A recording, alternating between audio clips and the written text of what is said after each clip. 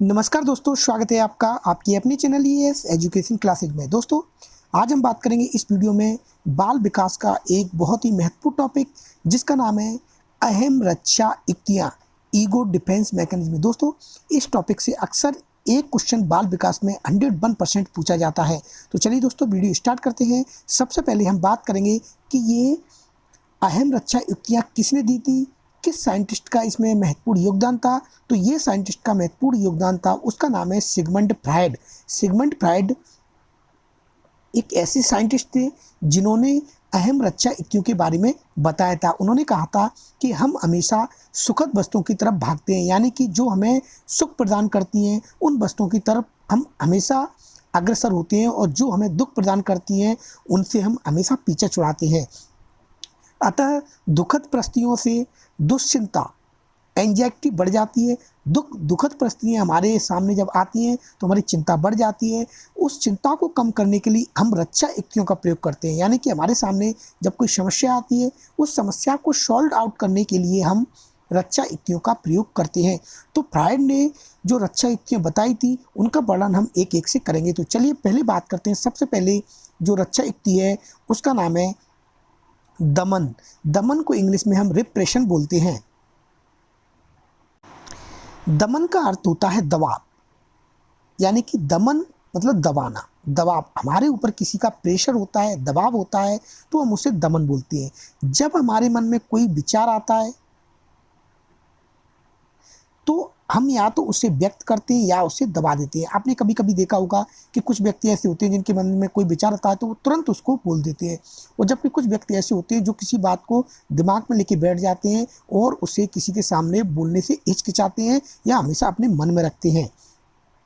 दमन संघर्षों से छुटकारा पाने के लिए किया जाता है, यानी कि जब कोई संघर्ष चलते हैं तो हम किसी बात को दबा जाते हैं, उसे अपने मन में दबा लेते हैं, और ये काम इसलिए किया जाता है क्योंकि हम संघर्ष से बच जाते हैं। दमन हम उन्हीं परिस्थितियों या इच्छाओं का करते हैं जिन्हें हम व्यक्त कर सकने में असमर्थ होते हैं। यानी कि कहने का मतलब ये है कि हम किसी भी बात का दमन जब करते हैं जब हम किसी भी बात को किसी के सामने प्रकट करने में असमर्थ होते हैं, यानी कि जब हम किसी बात को किसी के सामने प्रकट करेंगे तो उससे कोई दुश्चिंता होगी, कोई प्रॉब्लम हो जाती है।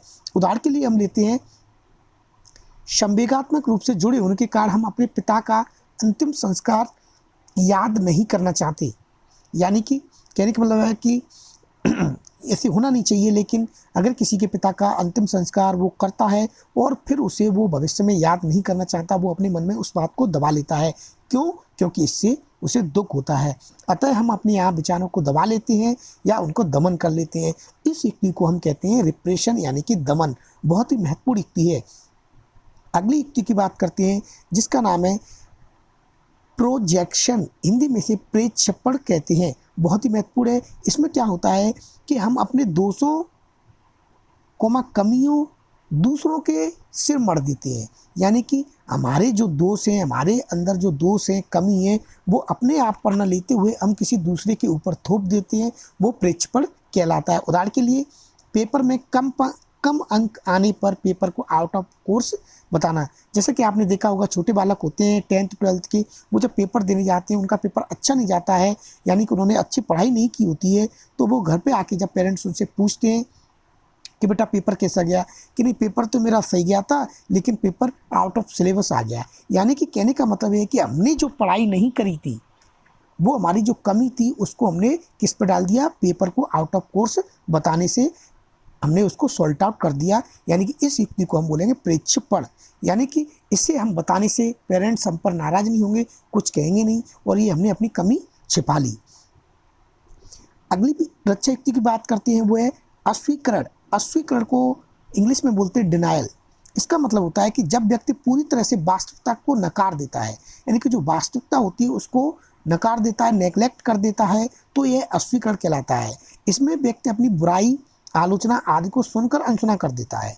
उदाहरण के लिए, एड्स से ग्रस्त रोगी को अपने रोग से नकारना, यानी कि किसी व्यक्ति को कोई रोग है, एड्स है, और उससे अपन पूछोगे क्या उसे रोग है तो वो मना कर देगा, यानी कि अस्वीकार कर देगा, डिनाइल कर देगा, यानी जो वास्तविकता है वो उसको नकार देगा। तो हम अपनी बुराई को छिपा लेते हैं, दबा लेते हैं, इसको हम अस्वीकरण कहते हैं, डिनाइल बोलते हैं।